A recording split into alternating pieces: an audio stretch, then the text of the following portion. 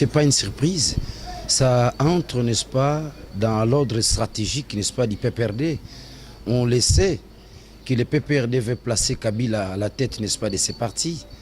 On le savait que Arimova devait quitter le PPRD, on le savait, ce n'est pas une surprise. Au fait que les gens le savent, la stratégie aujourd'hui pour le PPRD, n'est-ce pas, ramener les élections, n'est-ce pas, au second tour. C'est-à-dire que nous quittons le suffrage universel au suffrage indirect.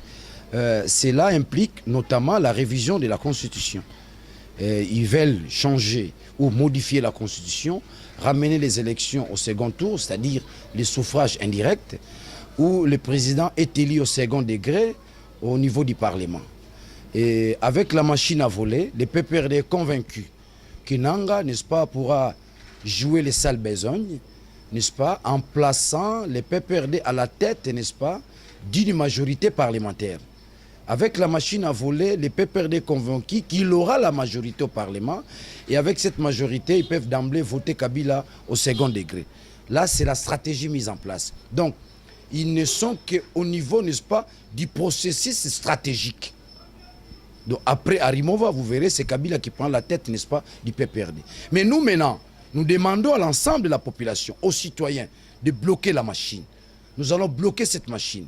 Et vous verrez, à chaque fois que le PPRD avance avec ses stratégies machiavéliques, le peuple arrive et finit toujours par dévoiler cela ou à anticiper les stratégies, n'est-ce pas, machiavéliques, n'est-ce pas, du PPRD. Je suis convaincu que cela ne se passera pas tel qu'eux imaginent.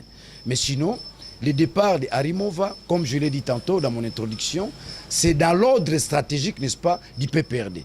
Une stratégie machiavélique, une stratégie irrationnelle, une stratégie qui va en dehors des acquis du peuple. J'entends par acquis du peuple notre pacte républicain. Nous avons, n'est-ce pas, scellé au niveau du Sun City.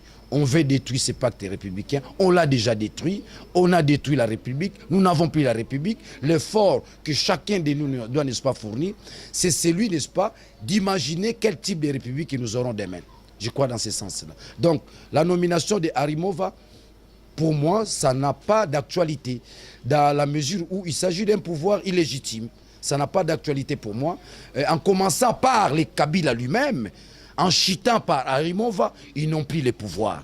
Donc, un régime qui n'a plus de pouvoir ne m'impressionne pas à chaque fois qu'il y a des mutations, n'est-ce pas, des postes ministériels. Je pense que ce qui importe aujourd'hui, c'est que le pouvoir doit démissionner. C'est un pouvoir sans légitimité. Ils doivent se poser la question. Ils nous dirigent par rapport à quoi? Kabila au pouvoir par rapport à quoi? Quand Arimova remplace Chadari, par rapport à quoi? Ils doivent se gêner.